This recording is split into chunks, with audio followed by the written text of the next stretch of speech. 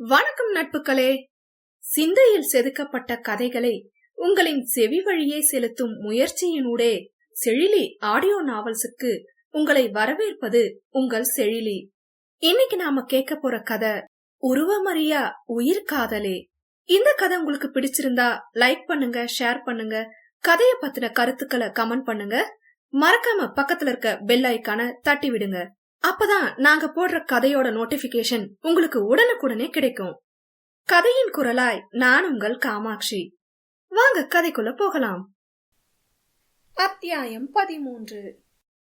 அந்த நபர் என்ன கூறுவாரோ என்ற பயத்தில் நெஞ்சம் படபடக்க அவரின் பதிலுக்காக மகள் காத்திருக்க, அவரும் அவனை வெகுநேரம் காக்க வைக்காமல் அதில் காணாமல் போனவரை கண்டுபிடிக்கும்படி எழுதியிருப்பதாக கூற, அதனை கேட்ட பின்புதான் சற்று நிதானமானான்.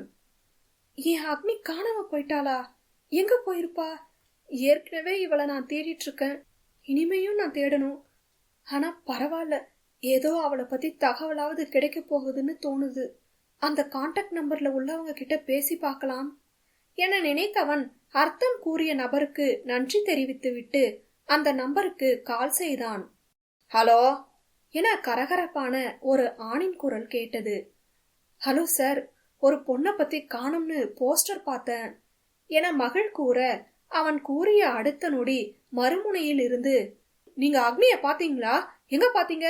நீங்க எங்க இருக்கீங்கன்னு சொல்லுங்க, உடனே அங்க வரேன் என மறுமுனையில் கூற, மகளோ அவன் அக்னி என இந்த பெண்ணை குறிப்பிட்டதும் அதிர்ச்சியில் நிற்க, மீண்டும் மறுமுனையிலிருந்து சத்தம் பலமாக கேட்க செய்வதறியாது காலை கட் செய்தான். என்ன இது நம்ம அனிதா தானே? அக்னின்னு சொல்றாங்க. நம்ம காதுக்கு தான் மாத்தி விழுந்திருக்கா? அந்த அக்னிய அக்னி அக்னின்னு வார்த்தைக்கு வார்த்தை கூப்பிட்டு கேக்குற பேரெல்லாம் அக்னின்னு விழுதோ என மனதில் நினைத்தவன், எதுக்கும் செக் பண்ணிப்போம் என மற்றும் ஒரு முறை அழைத்து, இதில் என்ன பெயர் எழுதியிருக்கு என கேட்க, அவர் அக்னிகா என கூற, மகளோ ஸ்தம்பித்து நின்றான். தன் தோழியுடன் தனக்கு வந்த அந்த மர்ம அழைப்பை பற்றி ஸ்ருதி பேசிக் கொண்டிருக்க, அப்பொழுது அவளின் தோழி, உனக்கு யார் மேலேயாவது சந்தேகம் இருக்கா என கேட்க, ஸ்ருதியோ ஆமாம் என தலையசைத்தாள். என்ன ஸ்ருதி சொல்ற? யார் மேல உனக்கு டவுட்? விக்ரம் என்றால் தீவிரமாய் யோசித்தபடி. அதனை கேட்ட அவளின் தோழியோ, ஸ்ருதி இல்லவே இல்லடி, அவனா இருக்க வாய்ப்பே இல்ல. முந்திதான் அவன் அப்படி, இப்ப எல்லாம் ரொம்பவே மாறிட்டான். அவன் உன்னை ரொம்ப சீரியஸா லவ் பண்றான். உன் விஷயத்துல மட்டும் கொஞ்சம் பிடிவாதமா இருக்கான், அவ்வளவுதான். அதுக்காக நீ கொலை பழிக்கெல்லாம் அவனை சந்தேகப்படுவியா என கேட்க, ஸ்ருதியோ, வேற யாரடி எனக்கு எதிரா இருக்காங்க? அதுவும் என் வாட்ஸ்அப் ஸ்டேட்டஸ் பார்த்த 2 நிமிஷத்துல கால் வருது. கால் வந்த டைமிங் படி பார்த்தா எனக்கு விக்ரம் மேலதான் டவுட் வந்துச்சு. நான் என்ன பண்ண? மத்த எல்லாம் என்னோட டீம்மேட்ஸும் நீயும் மட்டும்தான் என அவள் கூற, விடு, எனக்கு என்னமோ இது யதார்த்தமா நடந்த மாதிரி தான் இருக்கு. அந்த கொலைக்காரனை பத்தி பயப்படாத, நமக்கு போலீஸ் பாதுகாப்பு இருக்கு. முதல்ல நீ அனலிகாவை கூப்பிடு, உன் லவ் பத்தி பேசு. உனக்குன்னு ஒரு ஆள் வந்துட்டா நீ தைரியமா இருப்ப என அவள் தோழி கூற, அவளும் சரி என்று விட்டு அனலிகாவிற்கு கால் செய்தாள். இங்கே இவ்வாறென்றால் அங்கே கோவிலில் நிர்மலாவை அனலிகா பலாரென அடிக்க, நித்தினோ, ஹே அனி, என்னாச்சு உனக்கு? அவ ஏதோ விளையாட்டா பேசிட்டு இருக்கா, நீ எதுக்கு அடிச்ச அவள என கோபப்பட்டு கேட்க, நிர்மலாவும் தனக்காக ஆதரவாக பேசியவனை முதலாக வேறு கோணத்தில் பார்த்தாள். அனலிகாவோ சில நொடியிலேயே தான் செய்த தவறு புரியவும், சாரி நிரு, பிளீஸ் டி, தயவு செஞ்சு பேச்சுக்கு கூட என்னோட அவனை இல்லாத ஒருத்தன்னு சொல்லாத. என் மனசு வலிக்குது. கண்டிப்பா அவன் எனக்காக இருப்பான். என்ன நினைச்சிட்டு இல்லனா கூட கண்டிப்பா எனக்காக அவன் இருப்பான். நீ அப்படி சொல்லவும் கோபம் வந்து ஒரு வேகத்துல அடிச்சிட்டேன். சாரி நிரு என மன்னிப்பு வேண்ட, பரவாயில்லடி, எனக்கு புரியுது, நான் சொன்னதும் தப்புதான், உன் ஃபீலிங்ஸ் புரியாம பேசிட்டேன், சாரிடி என கூற, அனலிகா நிர்மலாவை அணைத்து கொண்டாள். அதனை கண்ட நித்தினோ, அவளுங்களே சமாதானம் ஆயிட்டாளுங்க, நாம தேவையில்லாம கோபப்பட்டு ஓவர் பர்ஃபார்மன்ஸ் பண்ணிட்டோமோ என நினைத்து கொண்டிருக்க, நிர்மலா அவனை கண்டு சிரித்தாள். அந்த நேரம்தான் ஸ்ருதி அனலிகாவிற்கு கால் செய்ய, யார் என பார்த்தாள். ஹே கைஸ், ஸ்ருதி மேடம் கால் பண்றாங்க என கூற, அவங்க எதுக்கு இப்ப பண்றாங்க? அதுவும் உனக்கு என நித்தி கூற, அட்டன் பண்ணி பேசுடி, அப்பதான் தெரியும் என நிரு கூற, பிறகு அனலிகா அட்டன் செய்தாள். மேம் சொல்லுங்க மேம். இல்ல மேம், ஃப்ரீ தான். நாளைக்கா? எதுக்கு ma'am? Okay ma'am, I will come என கூறி கட் செய்தாள். என்னடி ஆச்சு என நிர்மலா கேட்க, இல்லடி, அர்ஜென்ட்டா என்ன பார்த்து ஒரு விஷயம் சொல்லணுமாம். கொஞ்சம் அவங்க ஃப்ரெண்டு வீடு வர நாளைக்கு வர முடியுமான்னு கேக்குறாங்க என கூற, அப்படி என்ன விஷயம்?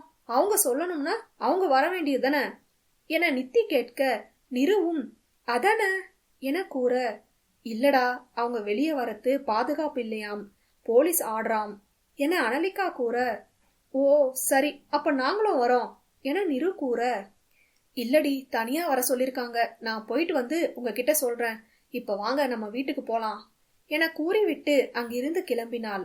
நித்தியோ சரி கிளம்பலாம் என கூற, நிருவும் அவனுடன் பைக்கில் ஏறினாள். செல்லும் போது ஒரு இடம் மரங்கள் சூழ பூக்கள் பூத்து குலுங்க மிக அழகாக இருந்தது. ஏனோ அங்கு சென்று அமர வேண்டுமென நித்திக்கு தோன்ற, பின் நிரு ஏதேனும் நினைத்து விடுவாள் என நினைத்து கூறாமல் விட, அந்நேரம் நிருவோ, நித்தி ஸ்டாப் ஸ்டாப் என கூற, சட்டென பிரேக் போட அவனின் மேல் மோதினாள் அவனின் நிலா. அவள் மோதியதில் நிலை தடுமாறிய நித்தி மலங்க மலங்க விழித்தான். எருமை, இப்படியா பிரேக் போடுவ என திட்டிக் கொண்டே நிர்மலா வண்டியிலிருந்து இறங்க, அவனோ சற்று தன்னை சுதாரித்தான். ஆமா, நீ ஏன் ஏதோ உயிர் போகிற மாதிரி திடீர்னு ஸ்டாப்னு கத்துன? யாரா இருந்தாலும் பயந்து சடன் பிரேக் போடதான் செய்வாங்க என அவன் முறைத்து கொண்டு கூற, அவளோ ஈ என அசடு வழிந்தாள். ஐய சரி, எதுக்கு இப்ப வண்டியை நிறுத்த சொன்ன என எரிச்சலோடு கேட்பது போல் கேட்டான். எங்கே தன்னையும் மீறி காதலாக பார்த்து விடுவோமோ என்று அஞ்சி. போடா, நீ எரிஞ்சு விழுற, நான் சொல்ல மாட்டேன், நீ வண்டியை எடு, நம்ம வீட்டுக்கே போவோம் என அவள் கூற, சரி சரி, எரிஞ்சு விழல, எதுக்குமா வண்டியை நிறுத்த சொன்ன என பணிவாக கேட்க, அவளோ அவனின் செயலில் சிரித்தாள். பிறகு, இல்லடா, அந்த பிளேஸ் ரொம்ப அழகா இருக்கு, கொஞ்ச நேரம் அங்க போய் உட்கார்ந்துட்டு வருவோமா என அவனின் நிலா கேட்க, அட, நான் மனசுல நினைச்ச இவ அதே சொல்றா என ஆச்சரியமாக பார்க்க, என்னடா ஆச்சு உனக்கு? அங்க போய் உட்காரலாமான்னு தானே கேட்டேன், அதுக்கு எதுக்கு இப்படி ஷாக்கிங்கா பாக்குற என அவள் கேட்க, அவனோ சிறு சிரிப்புடன் ஒன்றும் இல்லை என தலையசைத்தான். பிறகு, அணி முன்னாடி போயிட்டாளேடி என கூற, நிருவோ அனலிகாவிற்கு கால் செய்து ரிட்டன் வர சொன்னாள். இல்ல நிரு, நீங்க இருந்துட்டு வாங்க, நான் முன்னாடி போய் அந்த மகிழ் நாய்க்கு என்ன ஆச்சுன்னு பாக்குறேன் என கூற, பிறகு இவர்கள் இருவரும் அங்கு சென்று ஓரிடத்தில் அமர்ந்தனர். அப்பொழுது நிர்மலாவோ, நீ வர வர சரியில்லடா என்று அவனை பார்த்து கூற, அவனுக்கோ ஒரு நிமிடம் தூக்கி வாரி போட்டது. அச்சோ, கண்டுபிடிச்சிட்டாலோ, ஐயோ கடவுளே, எனக்கு இவ மேல லவ் ஃபீலிங் இருக்கிறத நானே இன்னைக்குதான் கண்டுபிடிச்சேன், அதுக்குள்ள இவ எப்படி கண்டுபிடிச்சா என நினைத்தபடி அவளை பாவமாக பார்த்து, என்ன சொல்ற நீ, நான் ஏன் சரியில்லை என கேட்க, ஆமா, கொஞ்சம் நீ திருந்திட்ட என கூற, அவனோ முழித்தான். இந்த பொண்ணுங்க எப்பவுமே புரியுற மாதிரியே பேச மாட்டீங்களாடி என அவன் கூற, அவளோ சிரித்து விட்டு, இல்ல இல்ல, மத்த நேரம் எல்லாம் நான் கலாய்ச்சா பதிலுக்கு கலாய்ப்ப, ஆனா இன்னைக்கு நான் கலாய்ச்சாலும் சிரிச்சிட்டு விடுற. அணி என்ன அடிச்சப்போ எனக்கு முன்னாடி கோபப்பட்டு நீ பேசுன, இப்போ கூட நான் சொன்னதா ஒன்னும் சொல்லாம சரின்னு சொல்லி இங்க கூட்டிட்டு வந்துட்ட. என்ன சார் விஷயம்?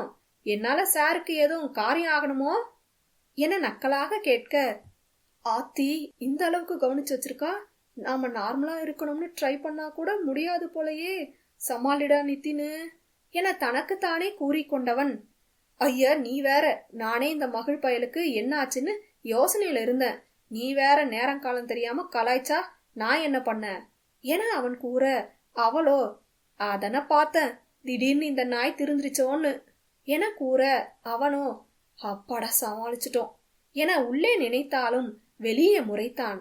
பிறகு சிறிது நேரத்தில் இவர்களும் தத்தம் இல்லத்திற்கு சென்றனர். அங்கே அந்த போஸ்டரில் இருந்த பெயர் அக்னிகா என கேட்டதும் ஸ்தம்பித்த மகிழோ, என்ன இது அக்னிகாவா?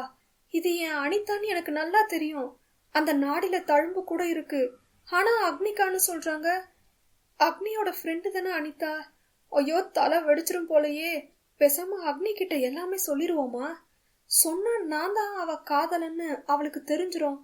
அப்புறம் எப்படி நான் அனிதா கூட நிம்மதியா வாழ முடியும்?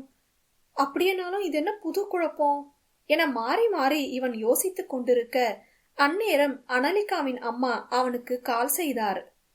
அட்டன் செய்தவன், ஹலோம்மா, சொல்லுங்கம்மா. மகிழ் தம்பி, நல்லா இருக்கீங்களா? நல்லா இருக்கம்மா, நீங்க? எனக்கு என்ன தம்பி, அக்னி எப்படி இருக்கா? நல்லா இருக்காமா. என்ன திடீர்னு கால் பண்ணிருக்கீங்க?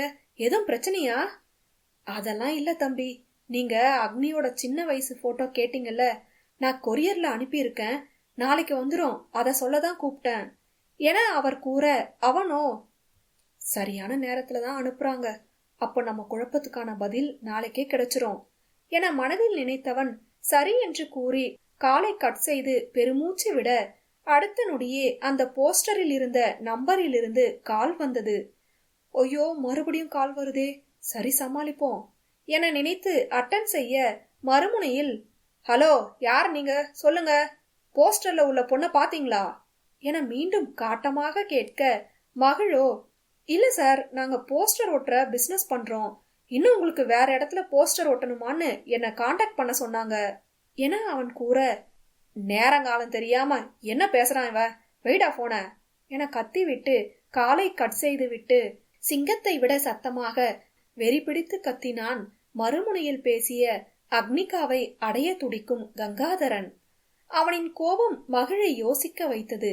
சரியாக அந்நேரம் அனலிகா அங்கு வர அவளை கண்டவன், இப்பவே இவகிட்ட எல்லாம் சொல்லி கேப்போமா என ஒரு கணம் யோசிக்க, பின் வேணாம், நாளைக்கு அவங்க அம்மா அனுப்புன இவ சின்ன வயசு போட்டோ பார்த்தா எல்லாம் தெரிஞ்சிரும், தேவையில்லாம இவளை இப்போ குழப்ப வேணாம் என நினைத்து அந்த போஸ்டரை ஒளித்து வைத்தான். என்னடா ஆச்சு உனக்கு, ஏன் நீ இன்னைக்கு இப்படி இருக்க?